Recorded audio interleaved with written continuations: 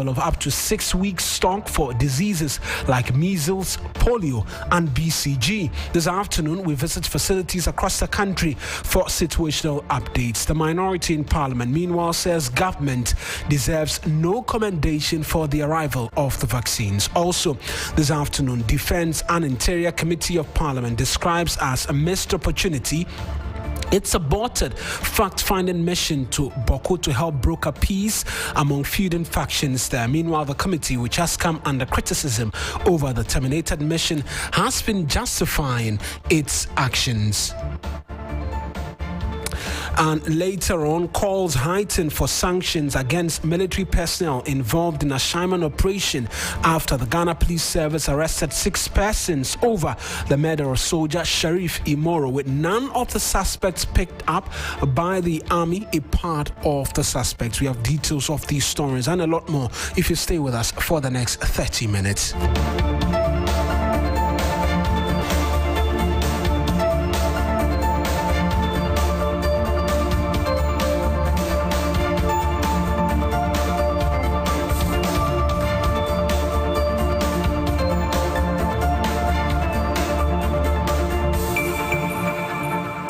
A pleasure that you could be a part of this afternoon's bulletin. I am Eric Mawuena Egbeta. We're streaming live on Facebook. The handle's 3FM927 and on Twitter as well. Same handles. Leave a message for us. Trust that we'll do the reading for you. Let's get into the details now, because there is a mad rush for childhood vaccines across the country following months of shortage. The critical childhood vaccines have been scarce since the last quarter of 2022, resulting in an outbreak of measles in the northern part of the country, with parents being turned away from various facilities following a backlash from the minority and other health groups. Vaccines have arrived and have been transported to regions awaiting immunization to children. Let's touch base across the country for some updates, starting from the northern region where the outbreak of measles had parents there worried. Christopher Marco is my colleague. He's joined us on phone with some update. Chris, what is the situation in the hospitals where you are? Yes, so Mawuena, I have visited some hospitals in the Tamale metropolis. I've been to the Tamale Teaching Hospital, the Tamale West and Central Hospitals. But Mawuena, even though the region has taken delivery of these vaccines, the vaccines are yet to be distributed to health facilities in the region. Earlier, I engaged the Northern Regional Director of Health Services, and he told me that yes, the vaccines arrived yesterday. They are currently at the regional medical stores, and they are yet to go and start with the allocations and supply. But these hospitals that I have visited, apart from the Tamale Teaching Hospital, where they have some vaccines that they are administering to the mothers, which are not even enough. The other facilities do not even have a single dose, and parents who visit these facilities were disappointed after hearing that the region has taken delivery of some of the vaccines. So they were left disappointed. Okay, like last month, I was here last month. So when I came here, I didn't get the drugs. You understand? So all of us, we feel embarrassed on it because we didn't get the drugs. So even me, they keep me stranded because of the drugs. So I was there like 30 minutes, 1 hour. They said that the drugs wasn't there. So that is why I came today, to know if I can, let me see if they have brought in the medicine, the vaccination, you understand? So as what I'm seeing here now is like the vaccines that are in. So tomorrow I will come for it. Today I came to TTH Hospital to see that they are talking about vaccines. So and I came to see that.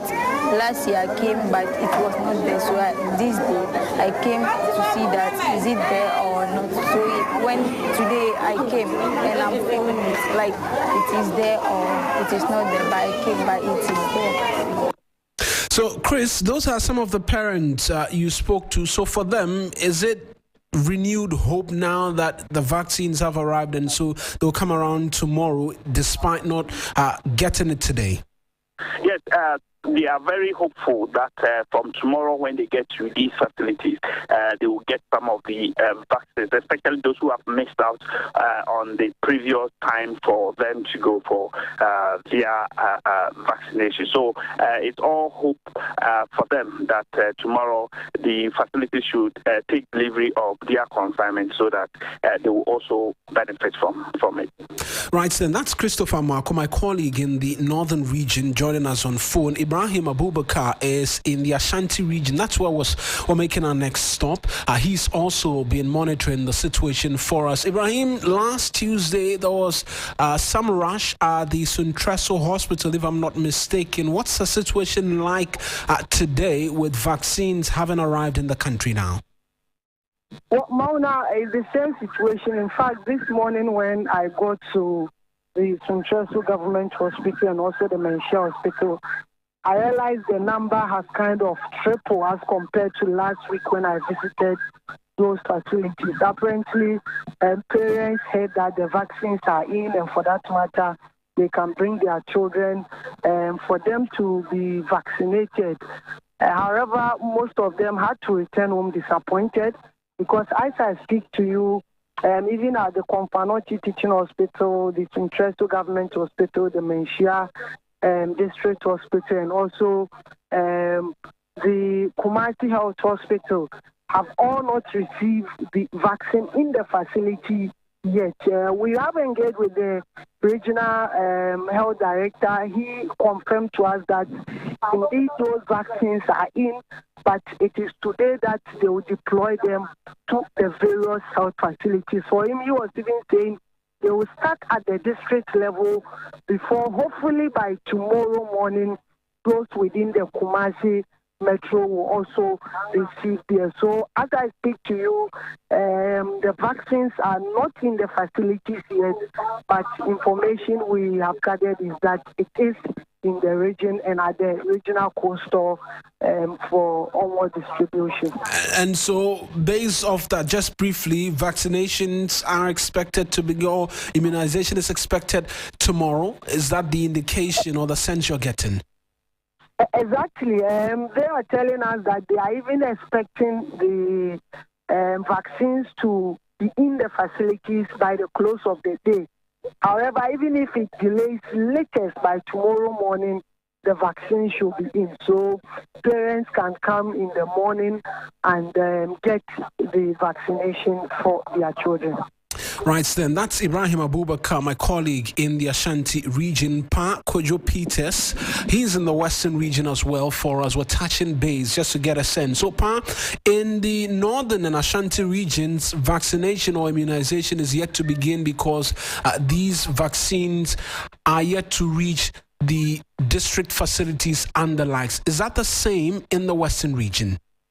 Yeah, Mawuena, the situation is the same here in the western region. I've visited quite a number of the health facilities here. As I speak to you now, I am currently at the Kwesi Government Hospital, and my checks have revealed that they are yet to receive these vaccines, even though the region has received its share, according to an earlier interview I had with the Deputy Director of Health Services here in the region. She confirmed to me that they received the vaccines over the weekend, but they are yet to distribute it to the various health facilities, which they hope to do by the close of today. And she told me that they will first of all start with health facilities within the metropolis. So they are they will receive theirs hopefully today. But those outside the metropolis and, for that matter, the region are expected to also receive theirs hopefully from tomorrow onwards. But some parents I have been speaking to have expressed their disappointment over the fact that they are yet to access these vaccines. The story is that most of these parents came from these hinterlands and others. So they coming to the hospital without having access to these vaccines is sort of a worry to them. So their hope is that these vaccines will be distributed accordingly for them to also get access to it. Pa, many thanks. That's Pa Kojo Peters, my colleague in the western region as well. Let's end here in the Greater Accra region where Judith Awachitando is following up as well, and she reports also of a similar situation. Judith, talk to us where you've been. Right, Mawuena, so I have visited the Egbeta Polyclinic, as I did last week. I'm told that there was a mad rush earlier in the morning with mothers trooping in for their vaccines. Currently, the number of mothers they have reduced, but yes, they have received most of the vaccines. In fact, everything has come to them so far, so they are distributing that to the mothers. The mothers are going in for their vaccines, and then the babies are receiving them as compared to last time that there was no vaccines. But I also visited the Greater Accra Regional Health Directorate, where a number of municipal health directorates are also visiting to receive their consignment of the vaccines. Over here, I've seen about 5 different municipal health directorates receiving their consignment. I spoke to one from the Pon Katamanto Municipal Directorate, and he is receiving about 2,400 separate or different vaccines, including the measles, the polio, and the BVC. And he says that they will be distributing it later to different health directories or different health services, so that they can give that to the mothers. So currently, at the Egbeta Polyclinic, these mothers have received their vaccines. More are coming in as and when they get the chance. I'll be visiting the Egbeta Polyclinic and update you in subsequent bulletins. Yes. Right then, my colleague Judith Awachitando providing details for us, and we've been touching base really in the last 11 minutes across the country. We've been to the northern, been to Ashanti, Western, and now in the Greater Accra region, where despite the vaccines arriving, they're yet to touch base at hospital facilities where parents can't get access to these vaccines for the awards. And we heard from parents in Tamale who were disappointed that they could not get these vaccines. Well, the minority in Parliament, they've been speaking, and they say that government deserves no commendation for the arrival of the critical vaccines. Kwabena Kando is the ranking member on the Health Committee of Parliament. He's been speaking to Johnny Hughes on 3FM Sunrise. Johnny, we have to be very careful. Now, yes, we are all happy that we have some quantity of vaccines. I'm told the vaccines we have is not enough. Now, I have seen the CASA and other helicopters distributing the vaccines. It should not be PR as usual. Let's make sure that these vaccines get to their various destinations, especially where the outbreak started, number one. Then, we must also, all of us must be on board to do the PR for parents to bring their children for vaccination, because the vaccines are time bound. So once the children leave the health facility, Johnny, it becomes another problem for coverage. To even get these children to vaccinate them becomes another problem. Don't forget, there are other people who live on their farms. There are other people who live at the hinterland, very difficult to reach. So sometimes the opportunity is that when they give birth at a health facility, they give them the vaccines there and then. And so now the most important thing is that let's get the right quantities. Let's do, vigorous vaccination outreach so that we reach out to all children, because it's the right of every children in this country to be vaccinated per the 1992 Constitution, the right to health care. So Jenny, let us not start jubilating when there's work to be done. That's Kwabena Kando. He's a ranking member on the Health Committee of Parliament.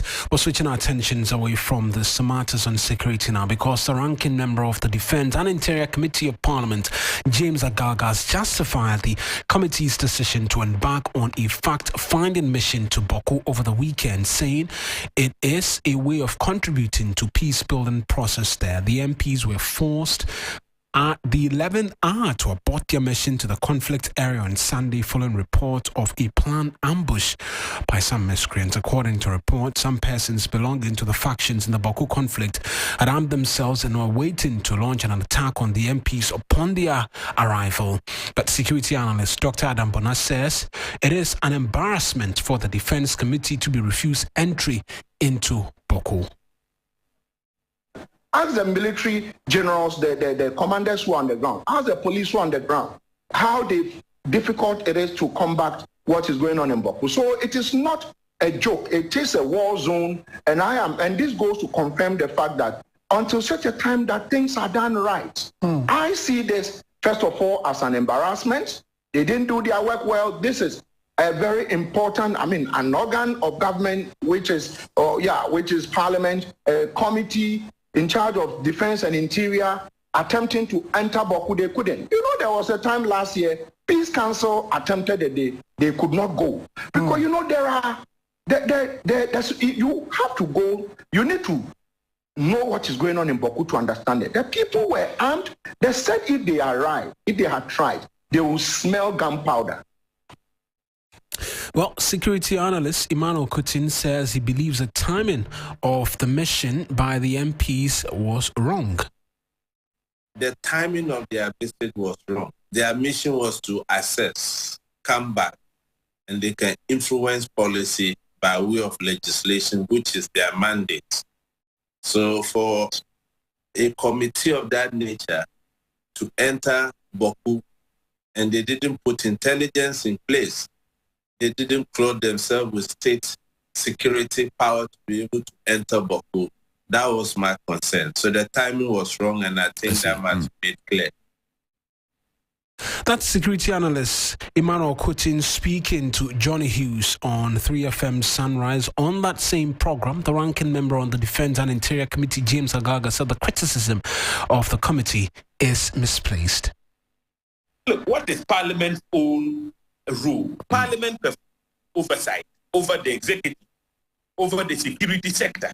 Now we are talking about a conflict situation in Boko, which has necessitated the deployment of the military, the police, and other allied security agencies.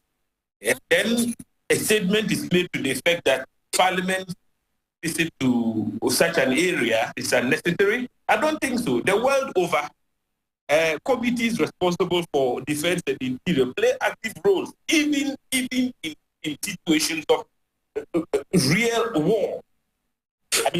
Wars between nations.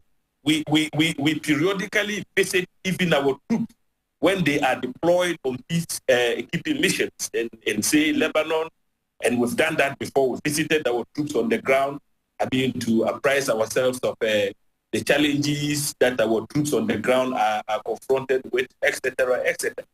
And so I think that the committee's desire to visit Boko is a proper step to take. It cannot be said that such a visit wasn't going to contribute to the peace effort in Boko. Not at all. Look, we sit in conference, in committee, to receive report from the armed forces, from the Minister for National Security, Interior, in respect of Boko. So, if that is the case, who says it's not important for the committee to visit Boko and ascertain the truth, the veracity of the information we receive from time to time from the agencies that oversight? It is only responsible for the committee to play such a role. So that's the ranking on the Defense and Interior Committee of Parliament, James Agaga, speaking to Johnny Hughes on Sunrise. And there'll be a lot more on this for you if you stay with us here on 3FM. But we're switching our attentions to education now just briefly before we return to other matters on security. And the Education Minister, Dr. Yose Duchum, has challenged the Conference of Heads of Assisted Secondary Schools, CHARS, and Principals of Technical and Vocational Education and Training institutions to improve their educational outcomes or stand the risk of having their institutions closed down. According to him, closing down such schools will help save the nation from the huge financial losses being incurred. My colleague William Evans Inkum was there and reports. The various tertiary institutions across the country churn out thousands of students every year. Pathetically few meet the job market. A lead advisor to the Ministry of Education, Dr. Charles Yabua, has been explaining why. Universities today are not adequately preparing graduates for the world of work, and therefore contribute to the huge skills and competencies gap between schools and industry. For many years, Companies in all sectors of the economy here in Ghana and abroad have complained that today's graduates lack basic certain skills and competencies for the modern workplace. So, in all this, what is the position of the Ministry of Education? The ecosystem has been created. Now at a point where TVET has become more relevant to the needs of our nation, and I know you're talking about the fourth industrial revolution and the fact that certain jobs are going to be lost. And therefore, we need to be shifting gears into the new TVET space. And that is why under the new TVET, in the new TVET space, students are taking courses in math, science, English. You really have to train the new kind of TVET expert or somebody with TVET expertise who is well-rounded. What do you want to be remembered for in the next few years? Let me say 3 years to come. This guy has set me up.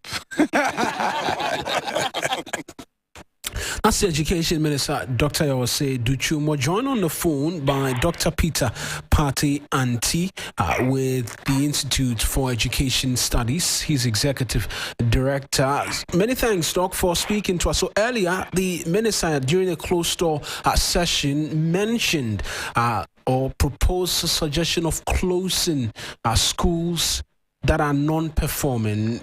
In your estimation, the best possible means to deal with non-performing schools here in the country? Thank you very much, and good afternoon to your listeners. I think that the minister rightly identifies the problem, which is the low performance of some senior high schools and TVET institutions. However, I don't believe that his remedy is something that we should go with. We can't at this time and age close down schools based on performance. I think it's way out of place, and we should not pay particular attention to it. If way out of place, what is the most probable solution to dealing with these non-performing schools? It is the mandate of the ministry to put down policy measures that will enable low-performing schools to up their performance. It is the duty of the ministry to come out with policies that will bridge the gap of performance between the weaker school and the stronger school.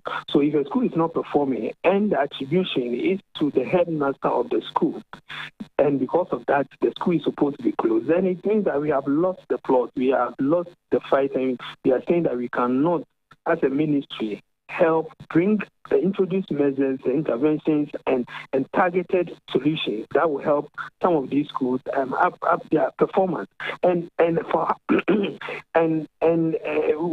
For a minister of education who has the data on how these schools are performing, the resources available to these schools, and knows that in some of these instances, the problem is not with the leadership of the school, but most of the times it's the lack of resources that the school is deficient in. And therefore the provision of these resources and creating the enabling and needed environment will be able to push these students up. Recently, the minister was saying that an assigned master was moved from prefect to another school, and that school is doing well. So he agrees that changing headmasters is also a way of ensuring that low-performing schools are brought up.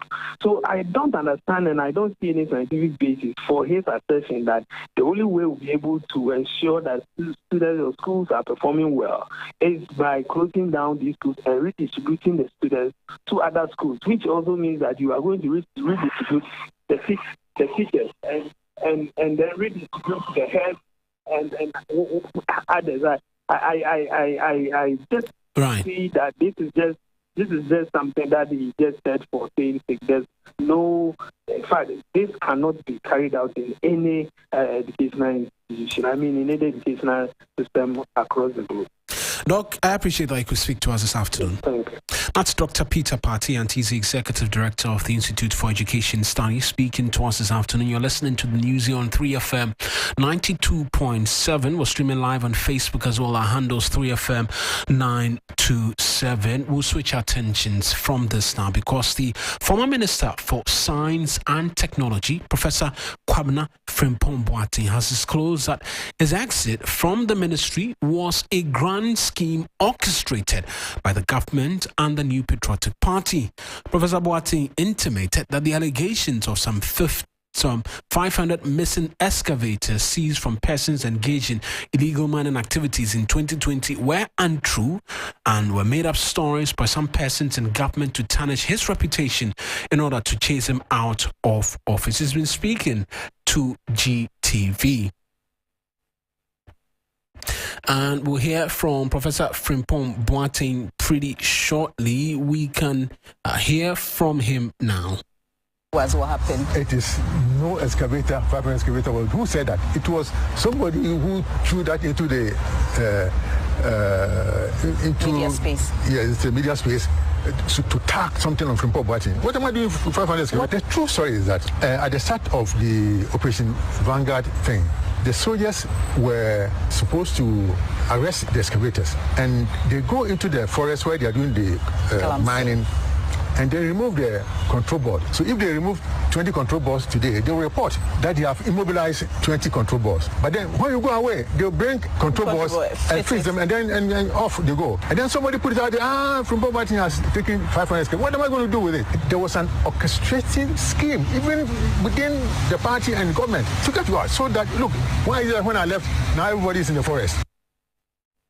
That's the former Minister for Environment, Science and Technology, Professor Frimpong Boateng, speaking there. We're able to speak to Daryl Bosu. He's the Deputy Coordinator of Arocha, Ghana, for some more on this and comments suggesting that these are some damning allegations being made against the current administration. But away from this afternoon, there are growing calls for sanctions against the military high command over the brutality meted out to residents of Ashaiman. The military high command last week described the assault on innocent civilians as an intelligence-led operation which resulted in the rounding up of some 184 persons in connection with the death of a young soldier at Ashaiman Taifa. Nearly a week after the incident, investigations by the police have identified some 6 persons reportedly connected to the murder of Imoru Sharif, with no mention of any of the 184 picked up. Here are details of the police's statement on the murder of Imoru Sharif. And according to the police, a special intelligence operation was immediately launched within Ashaiman and other strategic locations of interest to follow up on all relevant leads on the case after the body was deposited at the morgue pending autopsy and preservation. Breakthrough, according to the police statement, was made on the 9th of March after the police arrested suspect Safianu Musa alias Dayogu and Ibrahim Abdul Rakib at their hideout in Ashaiman. Per the police statement, investigations established that suspects Samuel Tete and Abubakar Sadiq at about 1:45 a.m. on the 4th of March attacked the deceased at Taifa Ashaiman in an attempt to rob him of his phone and a backpack. The deceased, however, resisted and struggled with the suspect, and during the struggle, the suspect, Samuel Tete, pulled out a knife and stabbed the deceased in the arm. So details of the police's statement there, and that has quoted quite a number of public reactions, with many raising concerns about no correlation between this work done by the police and the military intelligence operation. Now there are heightened demands for investigations and sanctions against persons within the military high command for the brutality meted out to Ashaiman residents. Just before we run out of the studios though, actress and television personality Nanama McBrown made a glorious triumphant entry to the premises of Media General after officially joining the company today, March 13, amidst drumming and dancing of the Adowa dance. She was welcomed by the team at Media General, especially the Unia brand, and we look forward to a lot more from her. But that's it for this afternoon's edition of the news here on 3FM 92.7. Sani Abdul Rahman is with 3 Business. He's ready and waiting to provide us the very latest from the world of business. But like I mentioned, a lot more news when you log on to 3news.com. Sani, what's the very latest from the world of business? Of course, a lot on the IMF program as the March timeline set by the government elapses. Economists are of the view that government may not achieve the program as targeted. We have details for you in the next few minutes. Stay with me.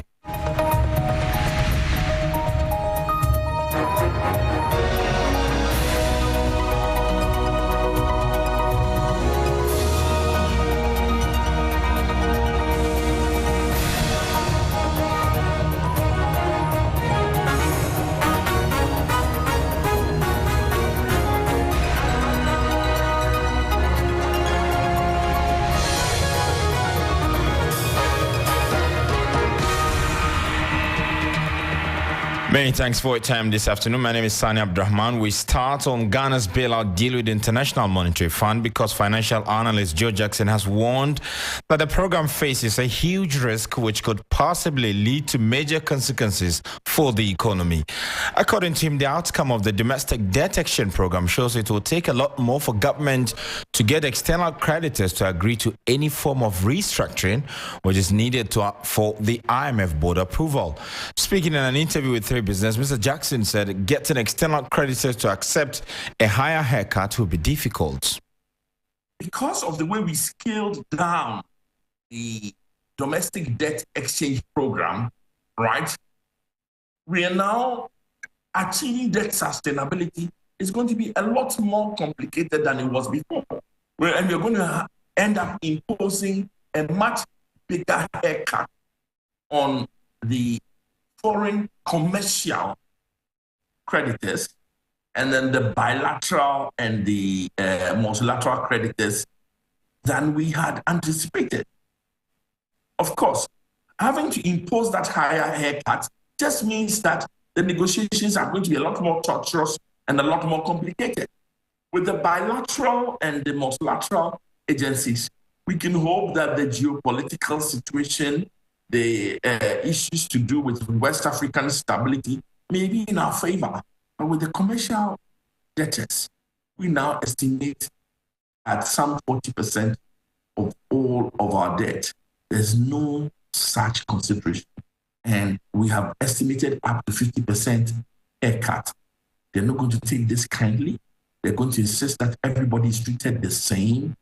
We have the complications of China, who is not exactly as forgiving as the rest of the other bilateral.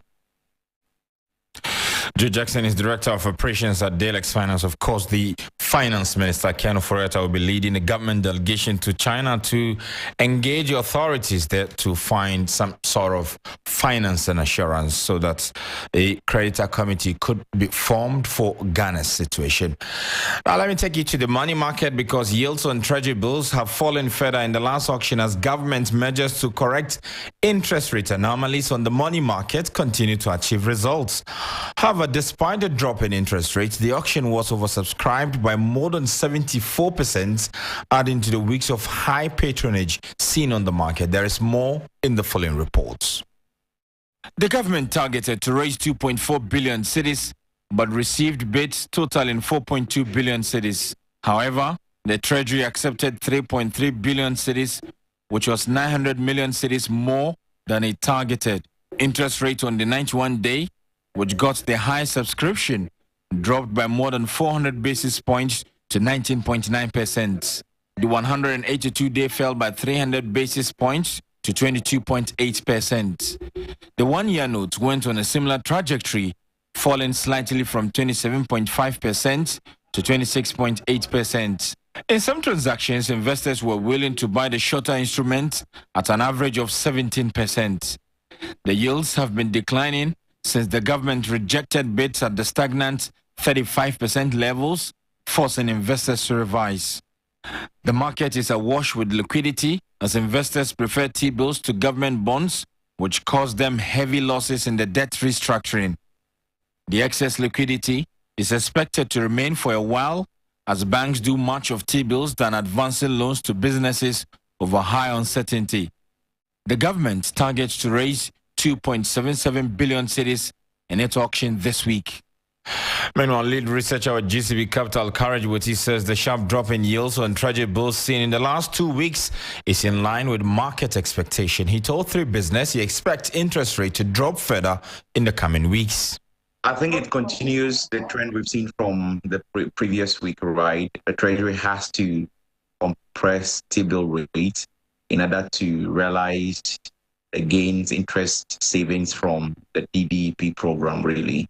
It was about 10% drop in the 91-day. The preceding week, last week, it was about 4% drop. It's a trend I expect will continue, especially for the fact that the interbank market is liquid and there are limited options for fund managers and investors in general to lock in.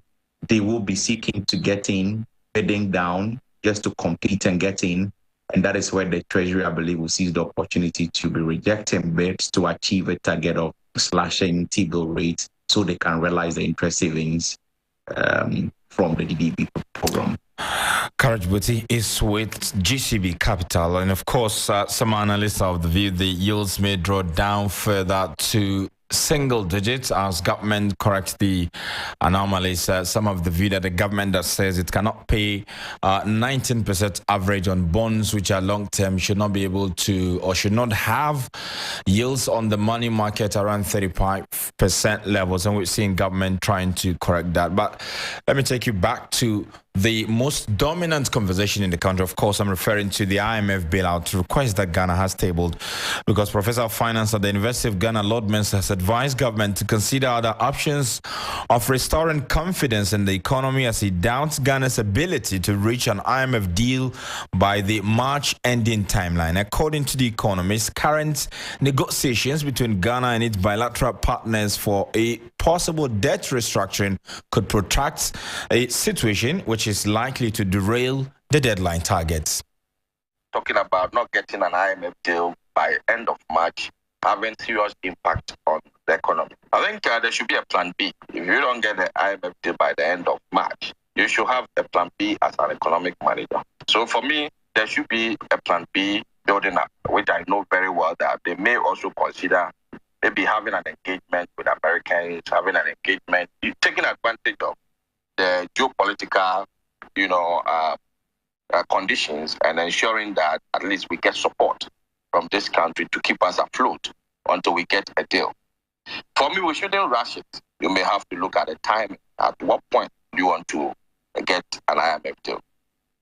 Professor Lord Mensah is a senior lecturer with the University of Ghana Business School. Ending the news this afternoon as we go, we know that the country has a March deadline that government has set for itself to achieve a board of approval for the bailout request, but economists are of the view the timeline is unrealistic. Also, on the money markets, interest rates are still dropping as government measures to correct anomalies on yields are achieving results. We have more details when we come your way at 5:30 on Hot Edition. Do make a date with us.